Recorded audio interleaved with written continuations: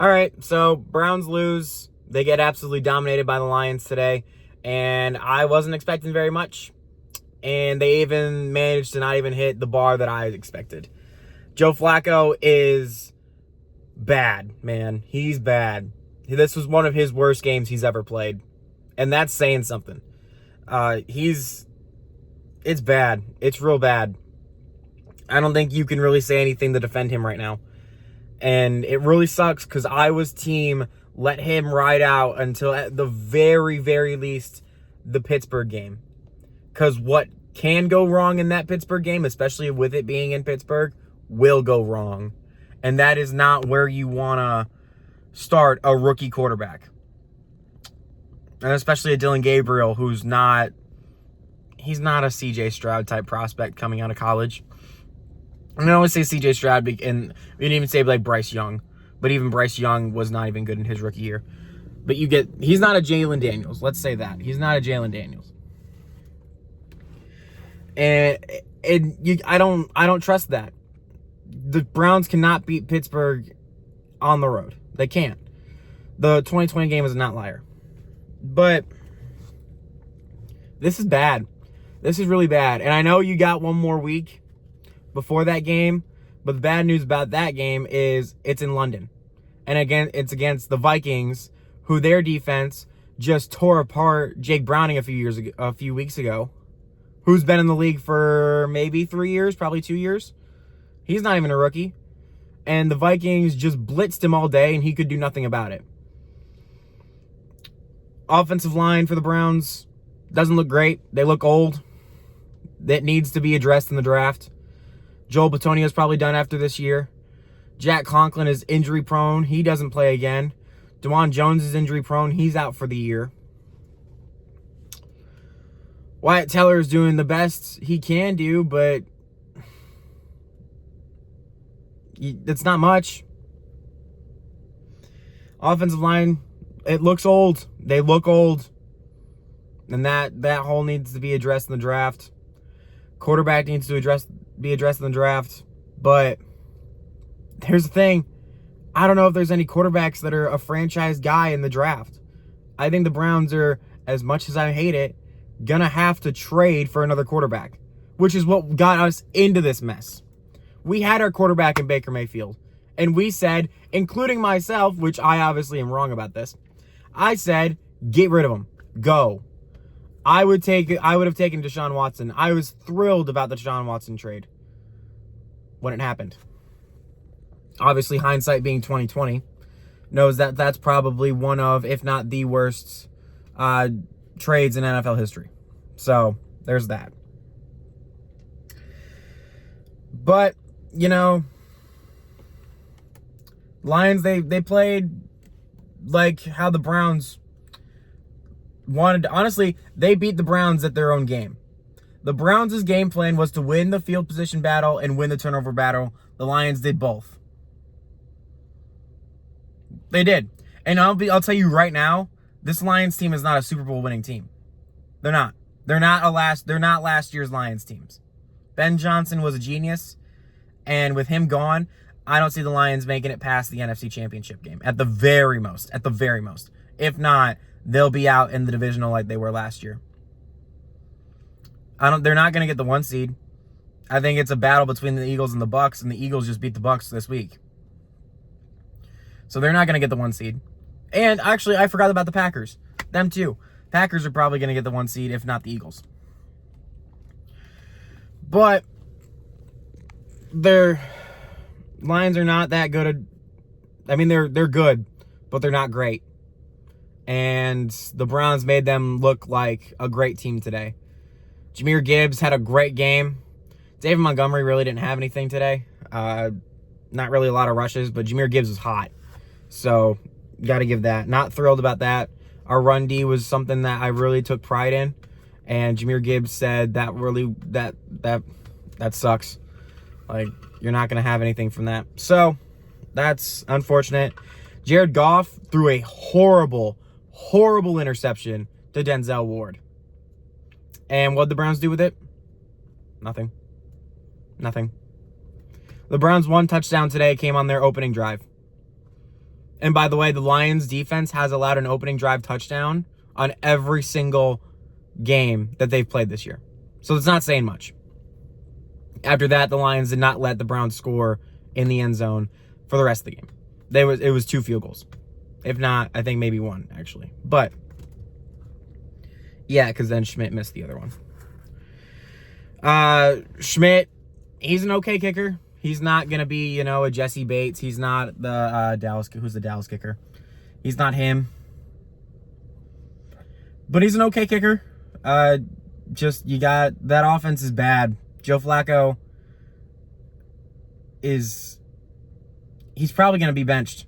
And Dylan Gabriel's probably going to start this week against the Vikings in London, which is not what anyone wanted for their rookie quarterback for their first game in the NFL, to be at 9:30 at night, dealing with a time zone change, and going all the way to another country across the ocean.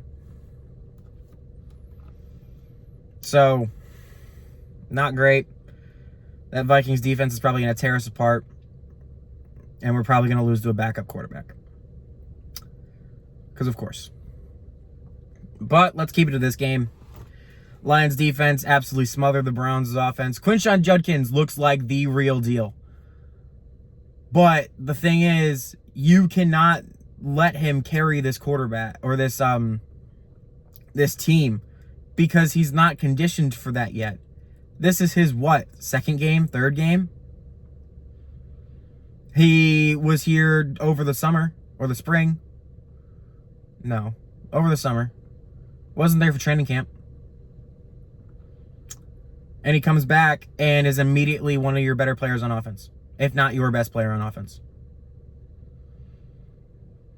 Jerry Jeudy is not a number 1 wide receiver. He's not. Sorry. Steve Smith was right. He's not a number 1 wide receiver. Dropped a pass that was right in his hands multiple times. And I know the first one was a contested catch. It was right there. I feel like he should have caught that, and he even knows that. He was flipping out after he dropped it. Harold Fanon had not 1 but 2 passes that were right in, dropped perfectly by Flacco, and he drops it. Should have been big plays. He drops it, but he's a rookie. Jerome Ford looks like Jerome Ford. Like, I can't even say anything. And then you got, Aiden Hutchinson, who just will not leave me alone. First, he manifests it in 2021 and beats Ohio State. And now Ohio State can't even beat that team, and it's been 5 years. So, that's awesome. He wins Rookie of the Year. And then he comes up and has not just the sack on Joe Flacco and my team, but he has a strip sack, which resulted in a turnover for the Browns. The game was already over anyways, but you get my point. So, just not a great day. Didn't want to do a halftime reaction because I knew this is exactly how the game was going to go. Even though the score was close, you could tell. It was honestly like the Packers game, where we were down like 10, but it felt like we were down by 30. It was like that, except the Browns had no comeback left. So, stuff like that. What else do we got? Bubba Ventrone needs to be fired. Special teams coordinator Bubba Ventrone needs to be fired. He is the Joe Woods of this team. Remember how Joe Woods, for any of you guys that were actually paying attention to Cleveland sports back then, in 3 years ago, Joe Woods is the equivalent to Bubba Ventrone on this team. He needs to be fired. After that punt return in Detroit, the punt return last year against Dallas in week 1, I was at that game. He needs to be fired. He needs to be fired.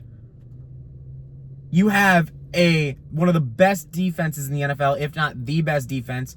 Most of those players are on this punt return and on this punt coverage, and you allow multiple times over great punt returns from the Lions. He needs to be fired. He is the anchor.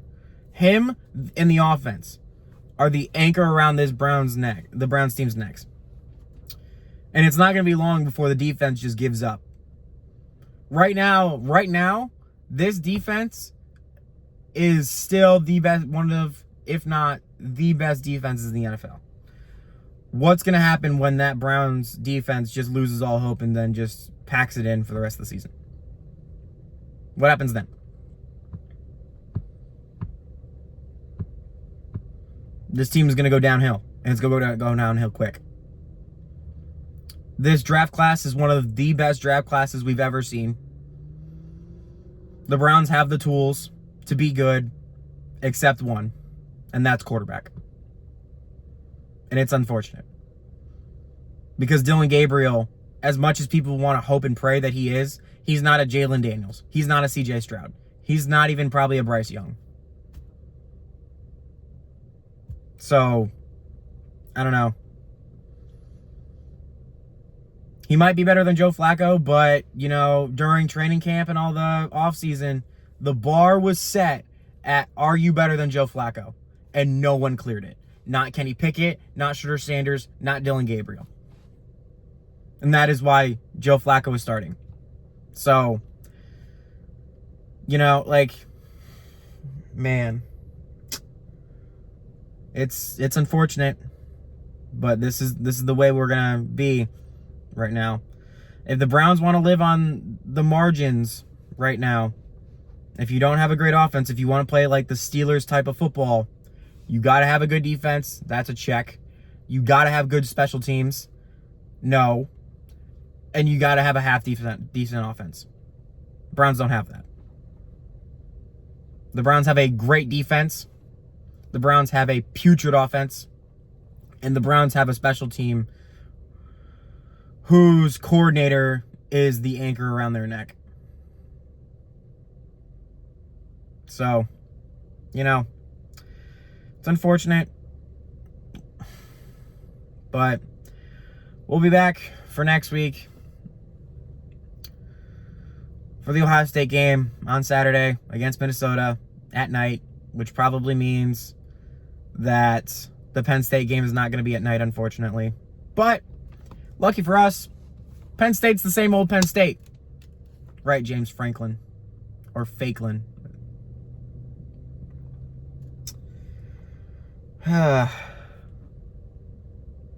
We are Penn State, right? Yeah, you are. You are Penn State. But we're not talking about college football right now, unfortunately. All right, I'm gonna get out of here. So, till next time, go Dogs.